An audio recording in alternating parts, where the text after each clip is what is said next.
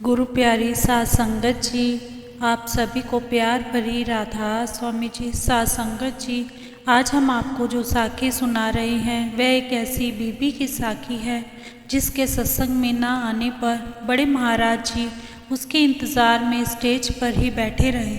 जब वह बीबी आई उसके बाद ही वह अपनी कोठी पर गए। सात संगत जी, साखी इस प्रकार है। एक बुजुर्ग औरत थी। कुछ समय पहले उस अम्मा के पति की मौत हो गई थी। वह डेरे के गेट के बाहर फ्रूट सब्जी का ठेला लगाती थी। उसके जाने के बाद अब उसकी पत्नी अम्मा वह ठेला लगाने लग गई। उनकी कोई औलाद नहीं थी। पहले तो दोनों एक दूसरे का ख्याल रखते थे, पर उनके जाने के बाद अम्मा बिल्कुल अकेली रह गई थी। वह अम्मा पूरा दिन में जो भी सामान बेचकर पैसे कमाती थी, उससे जो बचत होती थी अपने लिए खर्चा पानी निकाल कर बाकी के पैसे वह डेरे में आकर सेवा में डाल देती थी। डेरे में रोज़ शाम को सत्संग होता था। वह सारा दिन अपने ठेले पर फल सब्जी बेचती थी और शाम को सत्संग में आती और जो बचत के पैसे होते वह भी सेवा में डाल देती थी। एक दिन बहुत तेज बारिश हो रही थी। उस दिन उसके ठेले पर कोई भी ग्राहक फल सब्जी लेने के लिए नहीं आए। वह अम्मा पूरा दिन इंतज़ार करती रही, परंतु आज उसकी 1 रुपये की भी सेल नहीं हुई थी। पूरा दिन ग्राहक को देखते देखते ही शाम हो गई और सत्संग का समय हो गया। वह अम्मा सोच रही थी कि मैं खाली हाथ सत्संग में कैसे जाऊं। बड़े महाराज जी ने सत्संग किया। सत्संग के बाद उन्होंने आई हुई संगत को दर्शन दिए। उसके बाद भी महाराज जी वहीं स्टेज पर ही बैठे रहे। सारी संगत धीरे धीरे चली गई। पूरा पंडाल खाली हो गया। बस कुछ सेवादार ही महाराज जी के लिए वहाँ पर खड़े रहे। बाकी सब सेवादार चले गए।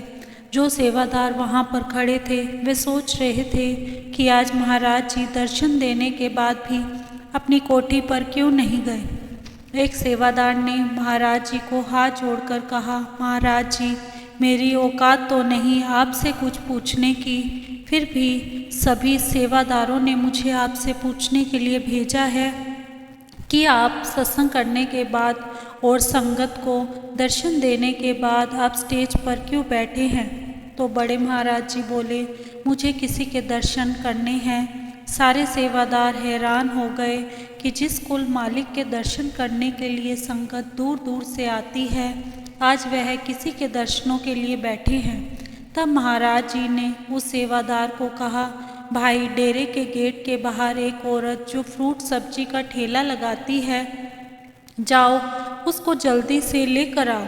सेवादार जल्दी से अपनी स्कूटर लेकर गेट के बाहर गया और उस अम्मा से जाकर बोला, अम्मा जी, आज बड़े महाराज जी स्टेज पर बैठे हैं। वे कह रहे हैं कि जब तक वह आपके दर्शन नहीं करेंगे वे स्टेज से नीचे नहीं आएंगे।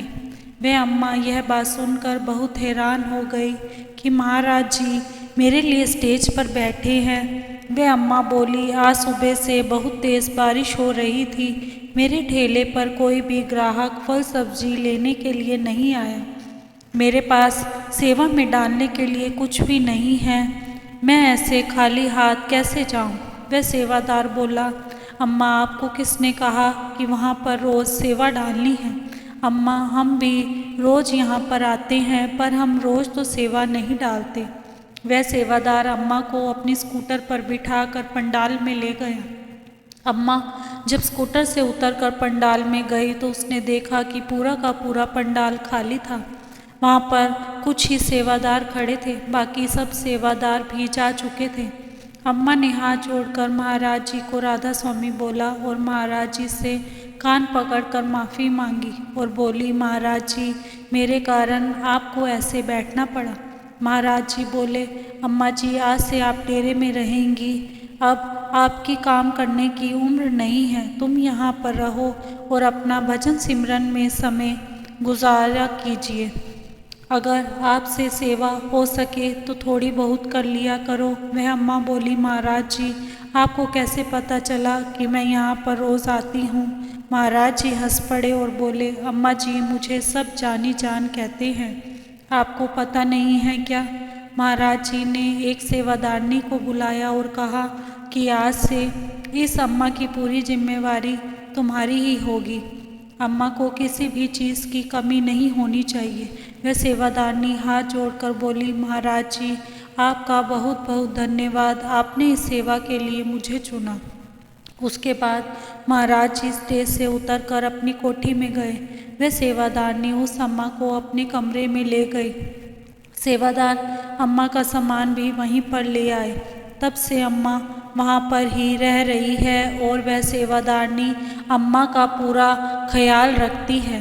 सत्संग में जाने के लिए उसके लिए महाराज जी ने रिक्शा लगा दी थी, जो उसे घर से ही लेकर आती थी और सत्संग के बाद उसको वापस घर तक छोड़कर भी जाती थी। महाराज जी की शरण में आकर अम्मा की पूरी जिंदगी बदल गई थी। वह उस अम्मा से कई बार मिलने भी जाते थे। जब उस अम्मा ने प्राण छोड़े तो बड़े महाराज जी उनके सामने खड़े थे और अम्मा का हाथ उनके हाथ में था। महाराज जी ने अम्मा का संस्कार भी डेरे में खुद किया। साथ संगत जी, आपने सुना कैसे बड़े महाराज जी अपनी संगत का ख्याल रखते हैं। यही सारे गुण वह अपने प्यारे भांजे को भी देकर गए हैं। वह भी संगत के एक एक बंदे का ऐसे ही ख्याल रखते हैं। वह भी जानते हैं कि कौन सत्संग सुनने आया है, कौन दर्शन करने आया है, कौन किस कारण आया है, कौन कुछ खाने पीने के लिए आया है और कौन घूमने फिरने आया है। बाबा जी भी सब जानते हैं। लाखों की संगत में से भी वे पहचान लेते हैं कि सत्संग सुनने के लिए मेरी कितनी संगत आई है और जो मेरे सेवादार आए हैं कितने आए हैं और वह कितनी सेवा करते हैं। सतगुरु सब जानते हैं। हमें कभी भी अपने कुल मालिक से कुछ भी नहीं मांगना चाहिए। वह कुल मालिक खुद ही आपके सारे काम पूरे करेंगे। अगर कुल मालिक देने की ताकत रखता है तो वह क्या जानने की ताकत नहीं रखता।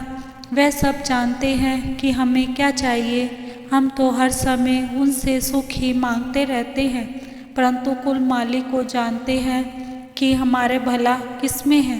वह हमें दुख इसलिए देते हैं कि हमें उस कुल मालिक की याद आए, क्योंकि हम उन्हें वैसे याद ना करें, पर जब दुख आ जाता है तो हम उस मालिक के आगे झोली फैला कर बैठ जाते हैं और उस मालिक को, अपने सतगुरु को हर पल याद करते हैं। कबीर जी भी कहते हैं, दुख में सिमरन सब करे, सुख में करे न कोई। जो सुख में सिमरन करो फिर दुख काहे होए।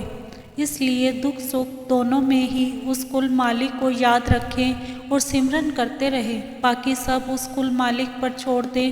वह जो करेंगे अच्छा ही करेंगे। इसी के साथ इजाज़त चाहते हैं। कल मिलेंगे एक नई साखी के साथ। तब तक के लिए राधा स्वामी जी। अगर आपको साखी अच्छी लगी हो तो कमेंट बॉक्स में राधा स्वामी अवश्य लिखें जी और चैनल को सब्सक्राइब करना ना भूलें जी। राधा स्वामी जी।